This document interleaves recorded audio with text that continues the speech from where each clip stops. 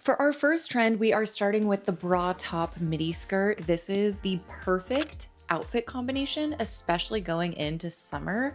It's my fixation outfit formula. Once I got my hands on this pinstripe fabric, I saw the light. I immediately had a download of a vision. For our first project, I have this beautiful burgundy pinstripe fabric. Oh, gorge. My idea is I'm gonna make this skirt.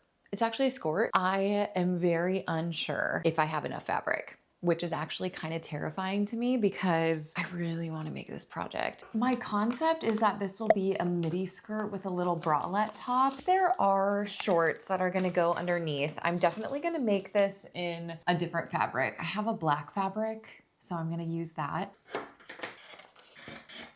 Now we get to see if I have enough to make the back side of the skirt. I will say one thing that is going for me is that this fabric doesn't have a right or a wrong side. It's the exact same. That might be helpful because I don't have to do the reverse of the skirt. So if it doesn't fit with it flipped, I don't have to do that. Does that make sense? Am I making sense? I'm not making sense. No, it makes sense to me though, and I guess that's what counts.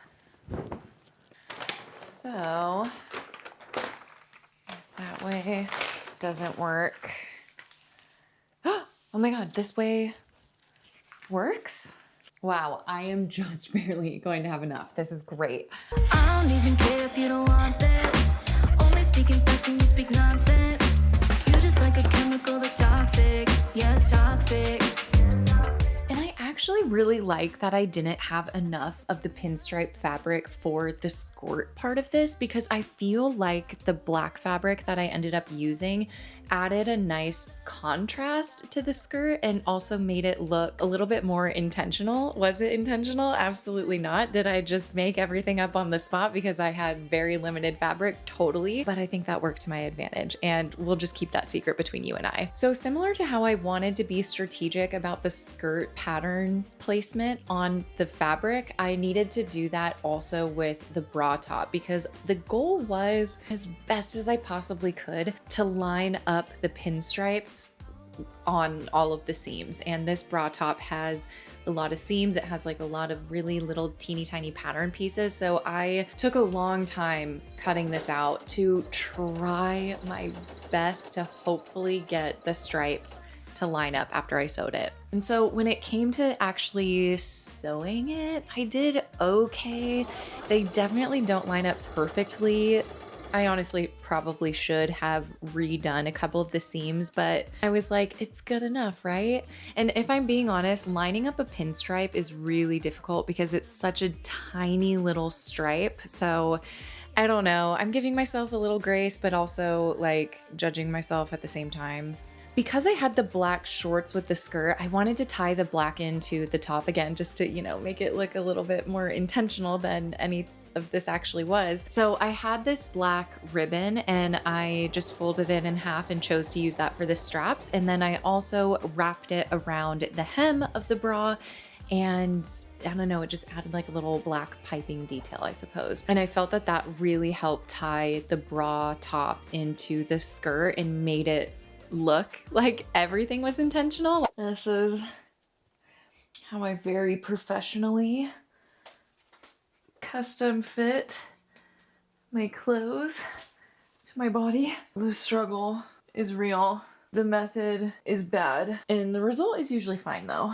Okay, well now that I more or less have it marked where I want the bodice to close, the little bra top to close, I'm gonna be adding a hook and eye clasp closure to the back. Just to keep it really simple, I'm gonna have to hand sew it, and then once I get the closure for the back on, I'll be able to adjust the straps and get those sewn on, and this project will be finished. This part of the project, I have no confidence, I guess. It's just because it's a new pattern, and so I like haven't wrapped my head around how it's gonna come together, but we're gonna work on this skort. I did read the instructions, which is shocking because I usually don't, and then that always gets me into trouble. And we're starting just by assembling the shorts.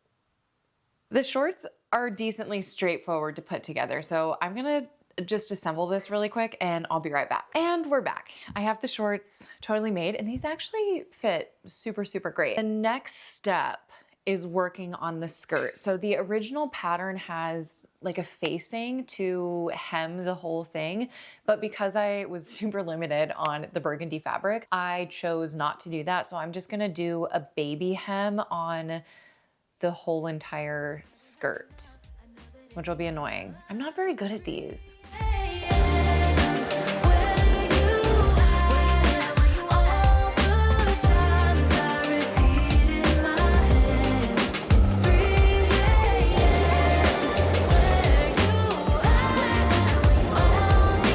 For some reason, I thought that attaching the skirt to the shorts was gonna be really difficult, but it was actually so simple. I just did a basting stitch and then from there I installed the waistband. The waistband was more of a facing because it goes to the inside of the skirt, and this gives such a clean finish to the top of the skirt. I mean, I don't know what else to say. Like, it just looks like there's no waistband, especially with a fabric like this. I feel like that clean finish for the top was just so perfect. And then I didn't need to worry about lining up any stripes to an actual waistband or anything. So that definitely worked out in my favor. And I didn't film this, but I added a zipper to the side seam of the skort, and this project was complete. Forget your shoes. I've done everything you asked, but I wasted time. Forget your truth. You're just cool. I could not be more in love with this project. I think that it came out so good. The best feeling in the world is when the project that you make actually comes out exactly how you envisioned it, and that happened with this project. I want to make this skort again and again and again and again. All in all, 12 out of 10. Both of these patterns are really simple to follow. I would highly recommend these projects, especially if you are a beginner wanting to step up your projects into a more intermediate level. I think that these are really, really great projects to go for. Okay, on to the next trend. Also, hi, my name is Katie. I make fashion and sewing content here on YouTube. So if that interests you, I highly suggest you hit that subscribe button and join our fashion family. Anyways, back to the video. The way that I have had an obsession with zebra print, I have just been so into it. I feel like when a zebra print is done right, it is done right. And I just happened to stumble into the fabric thrift store. I found the most gorgeous zebra print fabric. This was probably the thrift find of the year for me. The only thing is, well, actually, there's lots of things about this. Okay, let me organize my brain. First, this is all in weird sections. Someone definitely used this for pillows or a chair. Second thing about this is it's a napped fabric, so it goes one direction one way and then one direction another way. That is not how you describe a napped fabric. I'm so genuinely scared I won't have enough because the vision is a jacket. I just think that that would be so cool with this fabric. I am not sure if my pattern is going to work. Let's lay out the pattern pieces and actually just see. I placed out all of the pattern pieces on my random scraps of fabrics just to see if I had enough to create this jacket. And for the most part, I did, but for the sleeve, I had to cut it into 3 parts because I didn't have a piece that was big enough to do the whole sleeve. To achieve a 3-paneled sleeve, I traced the original pattern piece, and then from each of the notches on the front and then on the back, I just drew a line down to the cuff and cut along that line. And then after I did that, I added seam allowance to all of the pieces, and that is how I patterned a new sleeve for this jacket. So I've been told that I should fold and give in. I can't win in this game, no. But you can keep me laughing. I'm the new thing in this field. You should kneel instead of me now. The the sleeve I had to cut into 3 parts. The bottom of the back body I had to cut into 2 parts. One of the collar pieces I had to cut into 2 parts. The back neckband I had to cut into 2 parts, and the back facing I had to cut into 2 parts. But I didn't honestly even need the back facing, so that was just kind of a waste of time. Before we even start doing anything, I'm just gonna sew together all of the pieces that I had to cut in 2. I don't even know if I'm going to be using the facing, if I'm being honest, because I didn't have enough of the zebra fabric to cut out the front facing. So I don't even know if it makes sense to do the back facing anymore for that reason. But anyways, that I guess will be a problem that I get to later. When I did cut these pattern pieces into 2, I did add seam allowance so that the whole entire pattern, there was no discrepancies and everything was like still consistent and lined up as I moved throughout this project. So that is a tip that I have. If you do need to cut something in half, just make sure that you accommodate for seam allowance. I knew I wanted to add welt pockets to this jacket, and pockets are usually the very first thing that you start with, honestly, with any kind of a project, because it's easiest to install a pocket when your fabric is not sewed together and it's still 2-dimensional. However, it had been a while since I had sewn a welt pocket, and girl, I was just intimidated and procrastinating. Today is the day I am finishing this jacket in theory. I'm procrastinating a little bit on one part of it. We'll get there. Hold on, I need my coffee.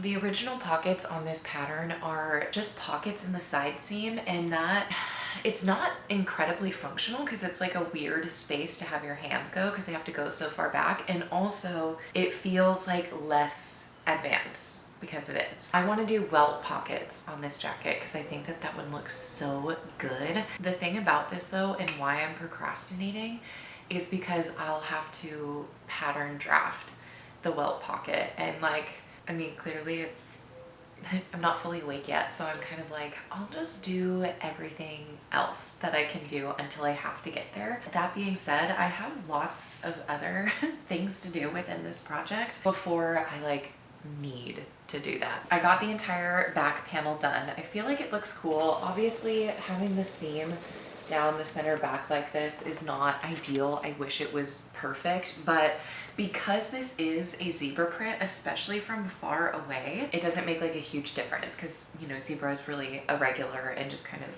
an organic natural shape on its own. So the fact that it's not like perfect, I think is fine. And then the same thing goes for the sleeves. Like, yes, in a perfect world, this would all be just like one piece, but again, I don't really feel like you even super notice the seams. I'm gonna sew the sleeve together and put the cuff on now. I didn't film this because it's just boring, but I made the lining. So I have the whole lining for the jacket already just set to go. For the cuffs, I need to read the instructions because I don't really know where to begin. No, no, I'm about to explode.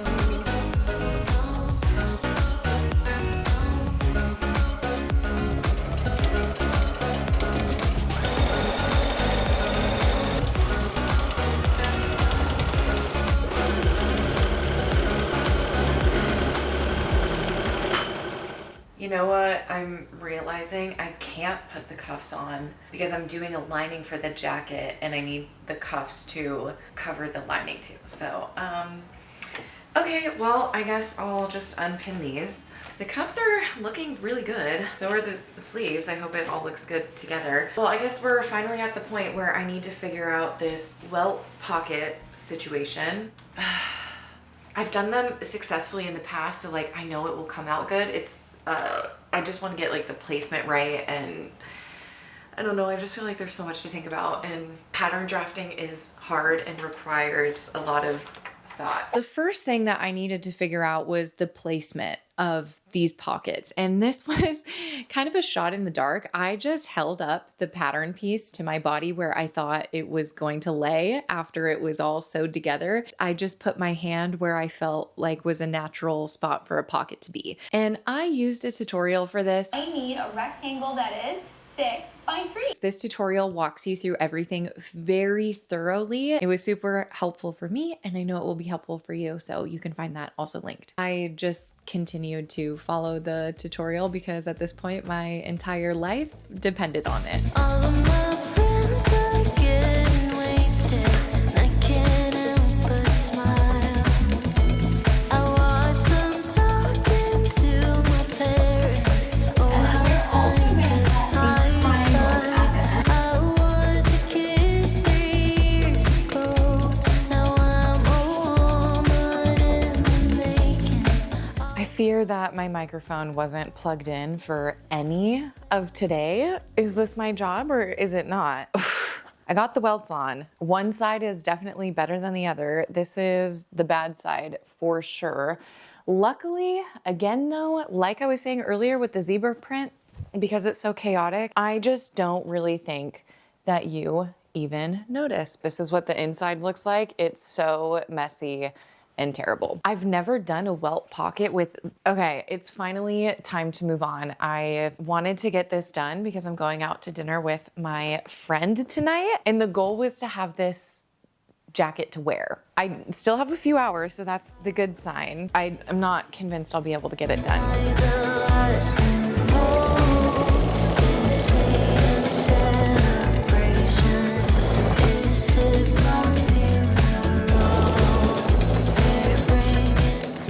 Is attached. Now I'm just gonna do a basting stitch along the neckline. We're gonna get the collar installed, and then we're gonna get the cuff sewed on, and then we have to hem this, and then we have to do all the buttons. This is all taking so much longer than I expected, which how on brand is that for any sewing project?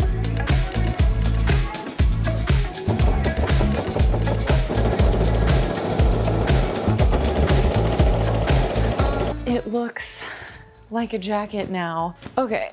With this sweatshirt, it's not really working out that well. Hey girl, I got it done. It looks great. I have everything but the what's it called? The buttons. Everything but the buttons are done. My friend is picking me up in about like 40 minutes. I am just gonna go get ready, see if I have time to put buttons on. Spoiler alert, I didn't have time to put the buttons on. I did, however, get all of the buttonholes, so I don't know, is there something to be said about that? I did still wear the jacket to dinner. It probably looked very strange because it had no buttons. I didn't seam rip any of my buttonholes except for the ones on the cuff. I did do that. But the very bottom one, it's just so many layers of fabric. My thread kept breaking when I was doing this buttonhole. I did it, girl, like 4 times, and I gave up after that. And I was like, okay, there's not gonna be an actual buttonhole for this last button. And that's fine with me. I honestly just didn't even bother seam ripping open the other buttonholes. I guess just out of laziness or solidarity with the last buttonhole that will never exist. They are purely there for vibes, and so am I. All that to say, I am in love with how this jacket came out. Push me to the deep end, 'cause I'm in it for the thrill. I can stay for the rest of my life. Push me to the deep end, 'cause if this is how it feels, oh, just know I'll never leave. It's time that I'm so excited to wear this just all over the place. I feel like it's such a statement. I could not be more proud with how this project came out. It was, again, just exactly what I had in my head. Anyways, thank you guys so much for watching. Don't forget to hit that like button if you like this kind of video. It helps to let me know to make more content like this. And until next time, bye friends. we can cry when it's over.